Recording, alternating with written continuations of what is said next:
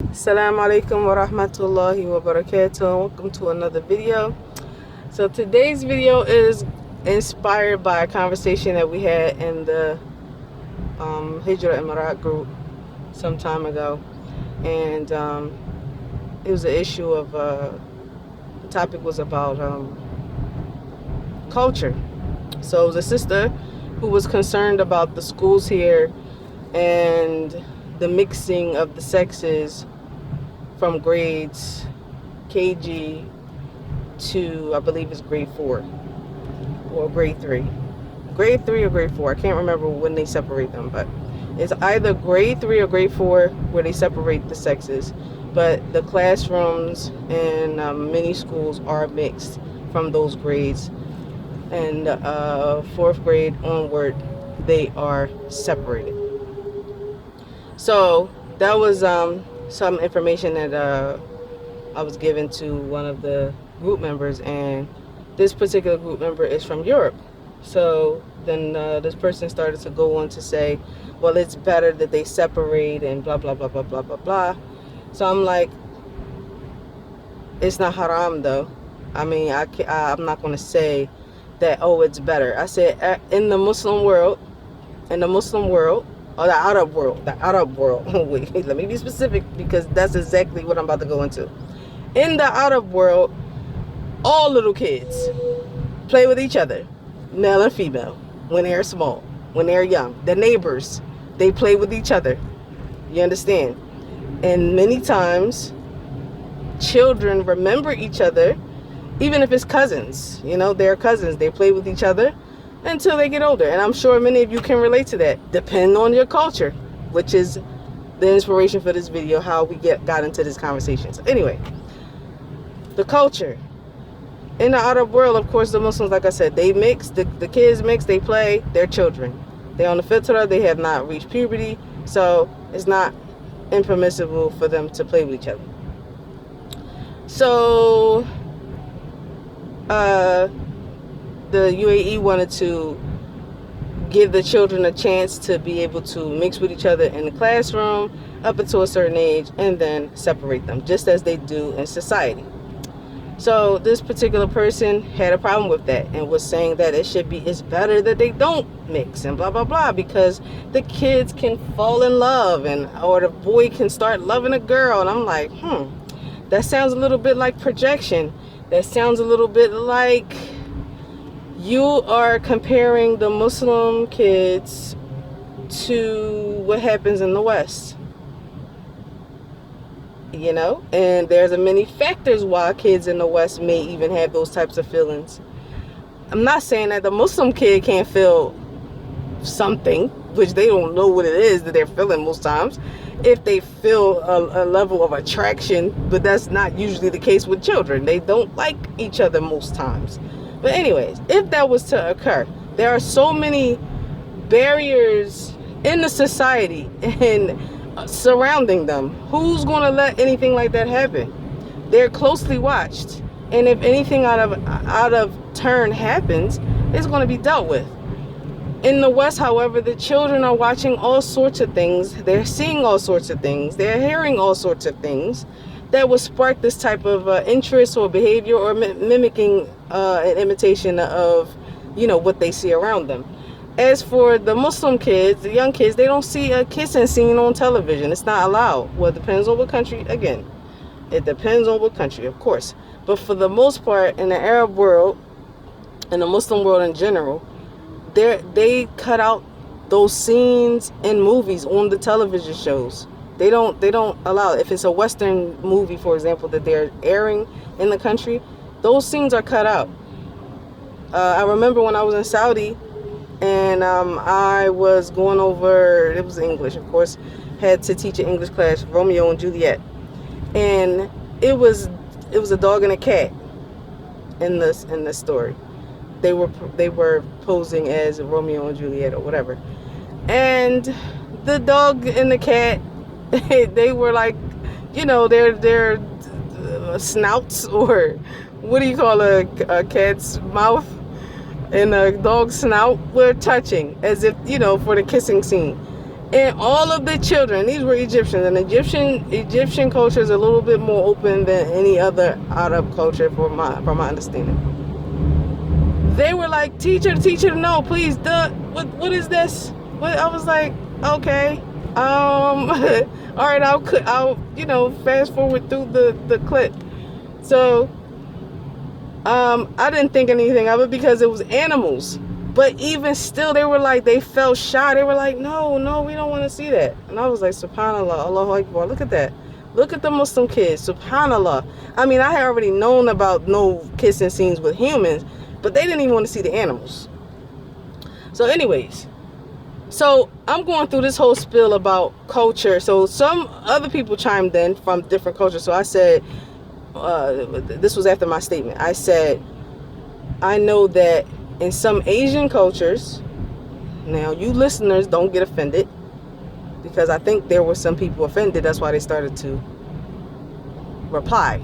I said, in some Asian Muslim cultures, they separate the sexes early. They don't let them mix at all. Depending on what country they're from. And I said, and many times their fiqh, their madhab that they follow in their country, it governs or it inspires this types of behavior. I mean, this stance, right? Whether it's the Sufiya, the different the different Sufi groups and their mashayikh, their shuyukh, and all this stuff that makes them behave the way that they behave and give the fatwa that they give.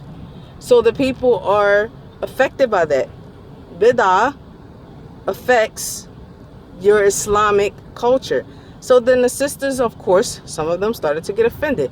No, sis. One sister said, no, sis, there's no culture in Islam. I'm like, okay. I'm like, are you... Now I want to know if this person is on the da'wah. Are you Salafi? Okay. The reason why I asked was she Salafi, because she got offended by that as well. Because if you Salafi, most times you have idea of fiqh, madhahib, things like that. So I approached her from that aspect to try to explain where I was coming from. That in Islam, from the studies of fiqh, it definitely addresses and considers culture.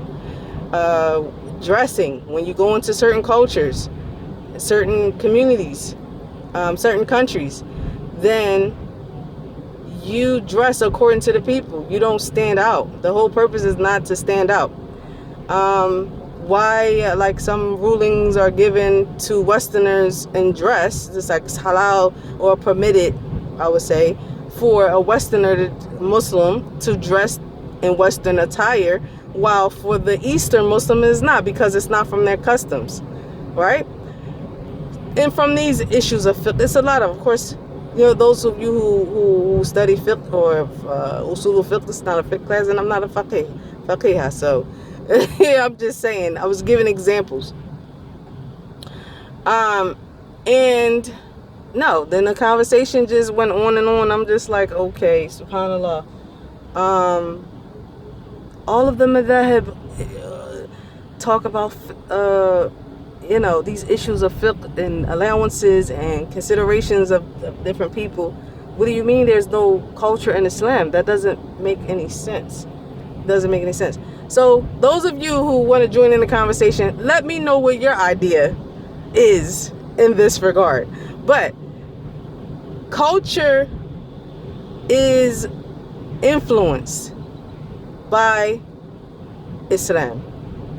Okay? Culture is influenced by Islam. So your Islam becomes your culture.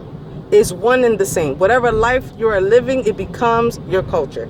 So anyone who thinks anything different, that just doesn't make any sense. Being a Westerner, even though you are a Muslim, your culture is Western. Allah mixed up with Islam through a textual practice of the religion, not necessarily an Islamic country cultural practice of the religion, right? It's a difference, and I'm sure those of you who have lived in the West, who are from the West and have lived in a Muslim country, you see the difference. There's a difference. When the Muslims govern you and have raised you, and you were raised with certain rules and ideas, how you behave, how you think, and how you speak, how they speak, versus a person who's raised in the West with certain ideas and behaviors, how we think and how we speak and how we see things. So culture, your life influences your culture. Islam also influences and makes your culture as well. So I just want to know what you guys think about this, and put your comments down in the comment section. But yeah, it's just, that's something like, for example, those of you who have lived in the, like, for example, Yemen and Saudi, just in the Gulf area in general, how the Muslims build their houses. They have tall walls around the front of their villas, right? That's culture from Islam. Why? Because they don't want their women to be seen. The women are to be covered. They're not to be seen.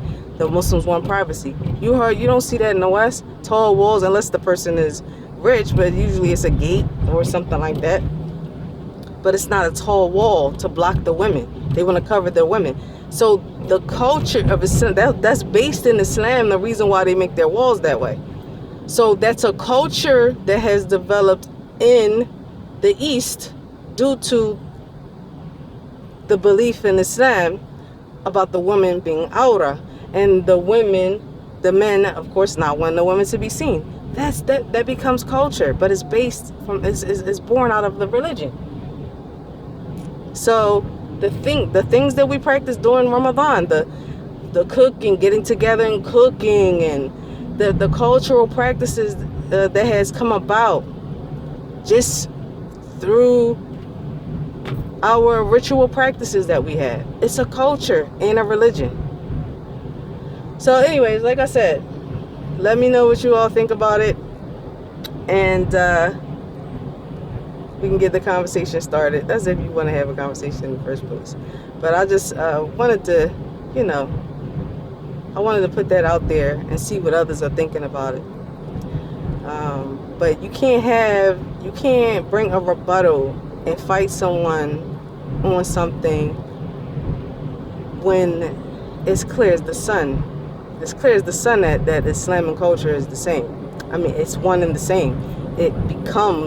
One influences the other, 100%. It's a lifestyle. Look up the definition of culture. If anyone's confused, look up the definition of culture, and you will see. It's a whole entire lifestyle. The lifestyle that we have is our culture. So Islam is also a culture. But I am 100% open for differing to see what you have to say about it. But like I said, let's look up the definition before you reply. Thank you very much.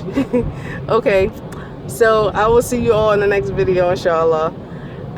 Don't forget, Hijrah, mandate, sacrifice. Ma salama.